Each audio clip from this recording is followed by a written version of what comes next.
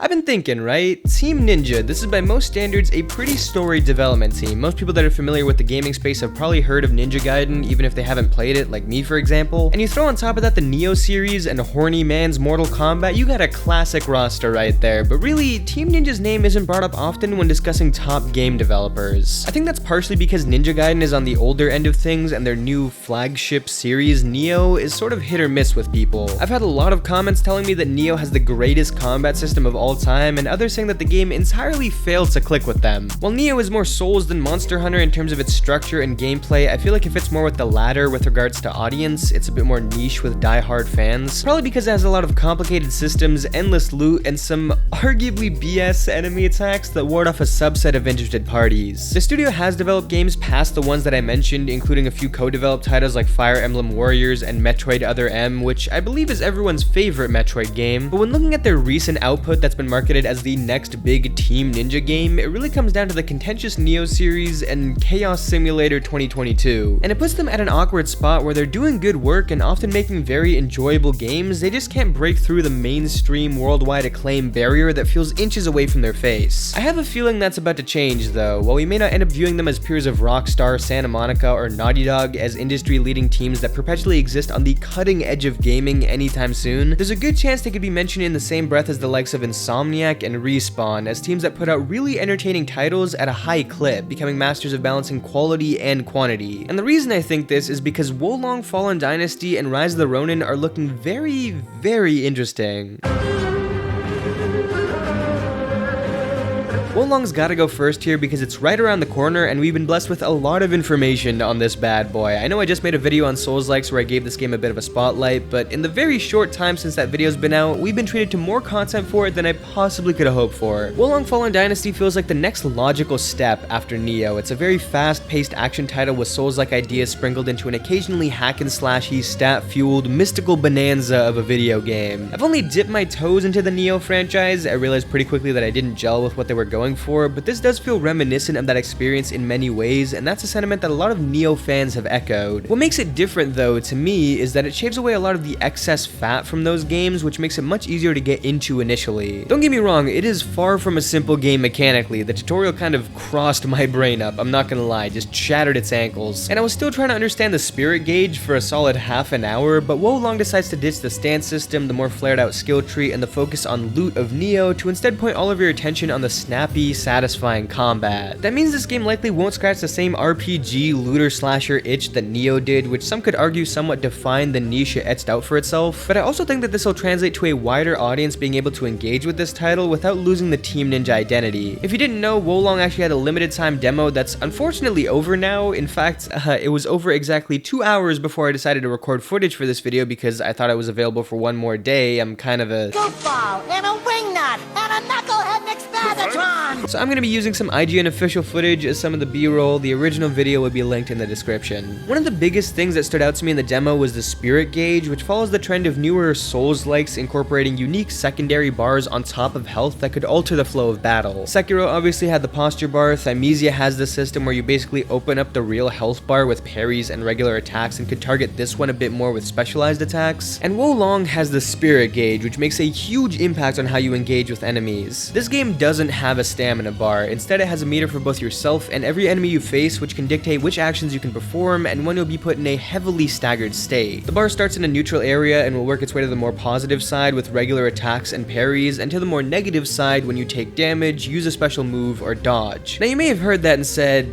dodge? Dodging is a negative action? That seems a bit ridiculous. Well, in a bit of a twist to the standardized rules, Wolong decides to map its parry to the same button as dodge. Essentially, pressing circle once leads to a bit of a sidestep, twice in quick succession is a big dodge that really brings down your spirit gauge, but tapping it just as an attack lands leads to a parry. So in a way, if you press the button and don't time it to an attack or press it when you're too far away or something, the game is interpreting that as you mistiming an action or running away like a pansy. This is different to most games where parrying and blocking blocking are mapped to the same button, and this has led to one of the bigger complaints I've seen about Wo Long, that people don't like how parry and dodge are mapped. I definitely get why that would feel weird. I mean, I had a hard time with it at first too, but it does actually have an interesting effect where it completely discourages roll spamming and creating excessive space between you and the enemy, without having a limiting stamina system that never felt right in a game as fast-paced as Nioh. Your dodges need to be purposeful, and you need to square up against your enemy to succeed against the harder fights in here, and if you don't, you will be punished for it accordingly. You also need to string positive movements in sequence to knock down the enemy bar, since getting hit will actively improve enemy spirit, making it harder to land a huge finisher. It may not be a system that everyone will love, but I think it's a very interesting spin on third-person melee combat that pushed me out of playing like a lunatic and into a more aggressive yet methodical playstyle. Something that was really hammered home through the boss of this demo, which I only started making headway on when I got in his face, didn't try and get some reprieve, and performed actions that would be positive for my gauge. Blocking is possible and it negates most damage, although it does a number on your spirit, but the game clearly wants to push you away from that and instead get you to time your parries without having the get out of jail free card with your dodge, at least without some negative repercussions. The way I see it is that if Sekiro was designed for your defense to be your best offense, then in a way Wo Long is designed for your offense to be your best defense, which is pretty cool. Having a higher spirit gauge is necessary to pull off powerful moves without too much worry. You can toss out a heavy attack or special martial arts moves as well as magic attacks, all of which will drop this bar lower and lower, but as long as you come through with consistent parries and light attacks, you'll be able to balance yourself well. And once again, we have the game asking you to perform positives, sometimes skill-based actions at a consistent rate to make sure you aren't put at a huge disadvantage, because when this thing depletes, you're out of commission for a while. The boss can have like a straight up 30-second windup and you'll still get the teeth slapped out of you. I think overall this creates a very engaging, rewarding, fast-paced, and intentional combat system without being dragged down by a bunch of mechanics that limit what you can do. The more I played, the more I fell in love with how this thing controlled the flow of battle, and I think with it at the center, on top of these ridiculously flashy animations, the incorporation of jump attacks, the limited but distinct weapon types, and let's not forget, straight up magic, Wo Long's combat is going to click with a lot of people. This game had a very, very fun loop from the small section I played. Of course, I can't skip over the enemy design that we've seen in the demo and the trailers. There's your fight with Gyobo Masataka Uniwa, that's a classic, but then you have massive beasts, snake ladies, mutated generals, even the regular enemies can be giant tigers or lightning dragons. To be clear, my guy here is just hanging out for you to find. This is some regular schmuck that they threw in here without a special health bar or anything. You can completely ignore this fight if you want to, although I don't know why you would, because you can parry his laser back at him. I mean, it's ridiculous. I really think the Three Kingdoms setting can yield so many amazing areas and enemies. I'm just so excited to see what this game has in store when it comes to its more unique encounters, and it's just exciting to be interested in a game that's similar to Nioh that's not actually Nioh, because I've always admired it from afar, I just couldn't get into it. Of course, the demo wasn't all sunshine and roses. I had a lot of trouble with online play. I'm not sure if that's because of the Wi-Fi in my new place, but this was next level bad when I tried playing co-op with my brother. I couldn't tell anything that was happening, I just sort of spammed the attack button, but hopefully that's sorted on release. This is a pre-release demo after all. And something that was mentioned by a few people on my Discord was that the level design was pretty lacking, and I agree. It was barren and simple, and just generally didn't encourage exploration outside of convincing you to track down these war banners that increased your minimal morale rank, which essentially dictates how powerful you are. Dying reduced this rank, beating enemies increased it, so if you weren't finding these things, then a couple of deaths in and you're basically just shaking a big leaf at the boss, so there is a functional reason to explore, just not an organic one. Does it ruin the experience? No, but it does pull me away from this fantasy world when all I can see it as is a man-made McDonald's play place of death. I also have to say, to whoever from the team said that there was way less loot in this game, so that was a fucking lie. There is an obscene amount of weapons and armor to pick up, and it's definitely pretty excessive, although the saving grace here is that it seems like you don't need to do much with these weapons, upgrading and scaling and all of that. You just have to swap one weapon out for the other every once in a while to stay powerful. I'm not exactly happy about how crowded the weapon screen already got an hour long into the demo, but it is at least a small step down, so I guess I'll take it. Wo Long Fallen Dynasty is coming out in early 2023, and I think it has a chance to be one of the year's better games. To many people, Nioh is an incredibly quality franchise, but it does have some alienating elements, and some people also view its difficulty to be far more unfair than other Souls-likes. I do personally fall into that same camp, but thankfully I did notice that the one boss in Wo Long's demo felt like it was balanced reasonably well, although I will say the tiger and dragon specifically could melt you down pretty quickly. If this element can be kept somewhat in check though, I think it removes a lot of barriers that the Nioh series has, and that could lead to a level of success for Wo Long that far surpasses Team Ninja's Golden Boy if the final game can reflect the quality of this early slice.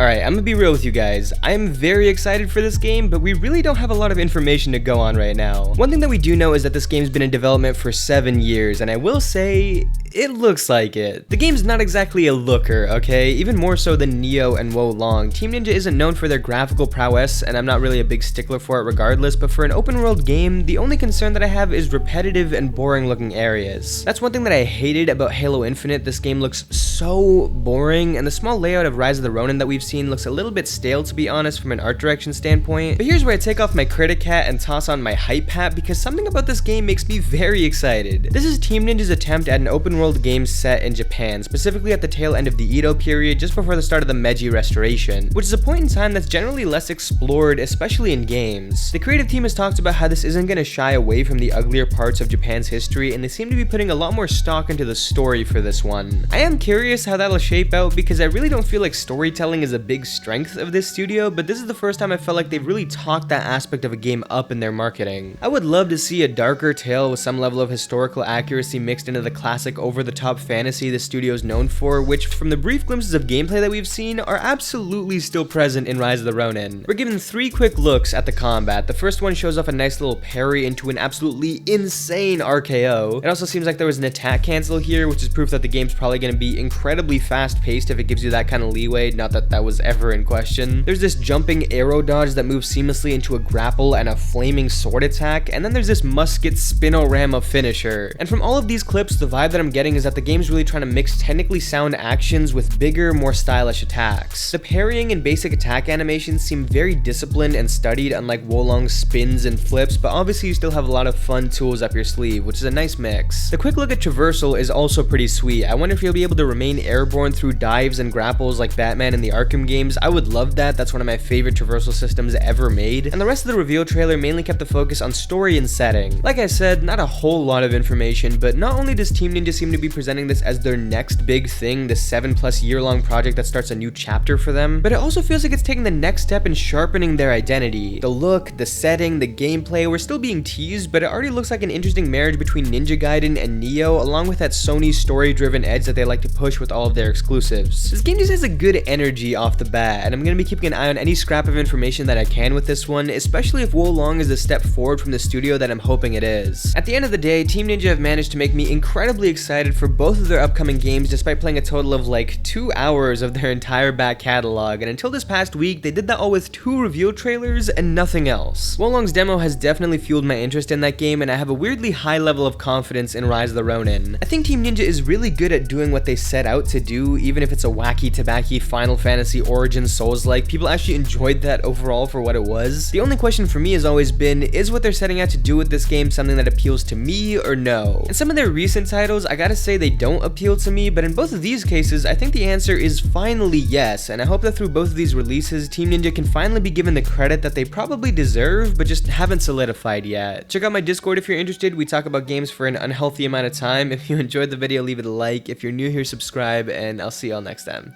Peace.